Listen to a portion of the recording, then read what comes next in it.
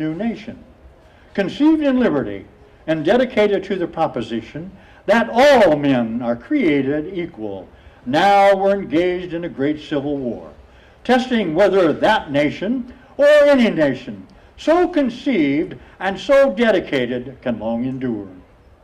We're met on a great battlefield of that war. We have come to dedicate a portion of that field as a final resting place for those who here gave their lives that that nation might live. It is altogether fitting and proper that we should do this.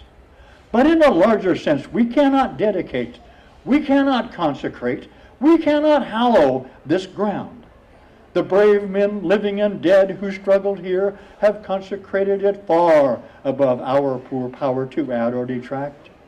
The world will little note no long remember what we say here, but it can never forget what they did here.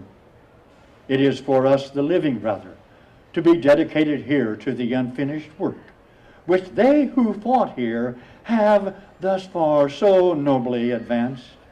It is rather for us to be dedicated here to the great task remaining before us, that from these honored dead we take increased devotion to that cause for which they gave the last full measure of devotion, that we here highly resolve that these dead shall not have died in vain, that this nation under God shall have a new birth of freedom, and a government of the people, by the people, for the people, shall not perish from the earth.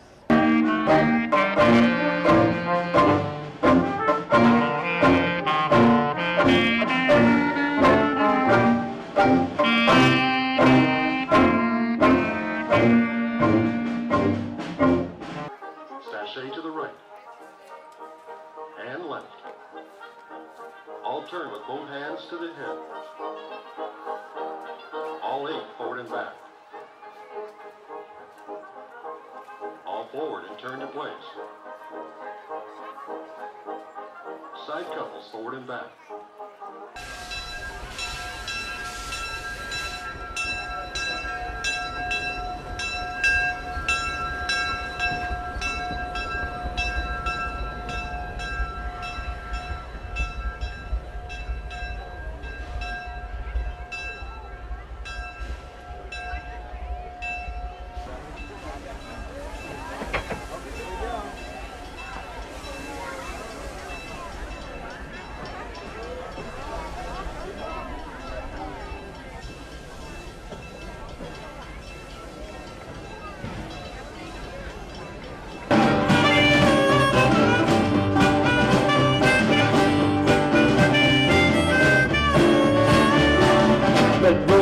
Across my back, red eggs in a paper sack, little plastic fork to comb my hair.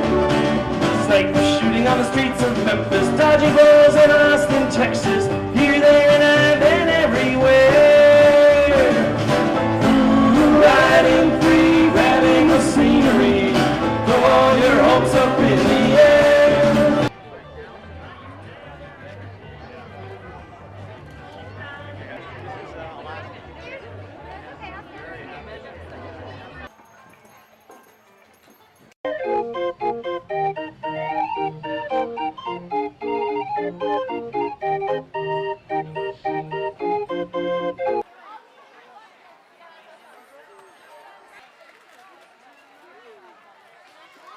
Husbands tie their wives up with a ball and chain. He's just a sentimental gentleman from Georgia, Georgia.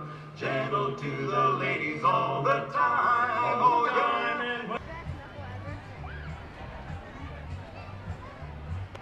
On a time he was an engineer who drove a locomotive both far and near, accompanied by a monkey who would sit on a stool, watching everything the engineer would move. One day the engineer wanted a bite to eat. He left the monkey sitting on the driver's seat. The monkey pulled the throttle, locomotive jumped again, did 90 miles an hour down the mainline run. The big locomotive's right on time. The big locomotive coming down the line. The big locomotive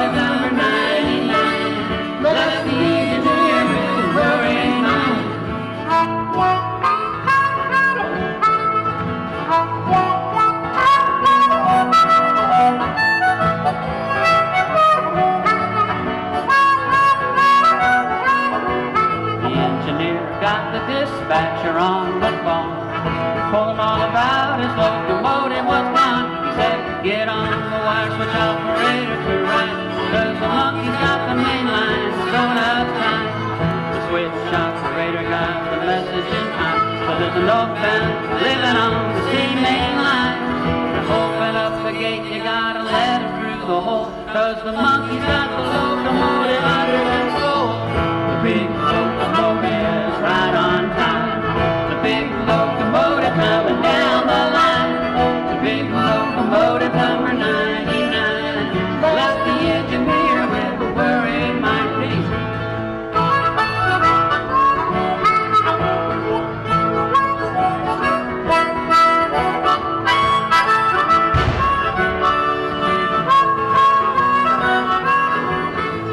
The big locomotive's right on time. The big locomotive coming down the line. The big locomotive number 99 left the engineer with a worried mind. The big locomotive's right on time. The big locomotive coming down the line.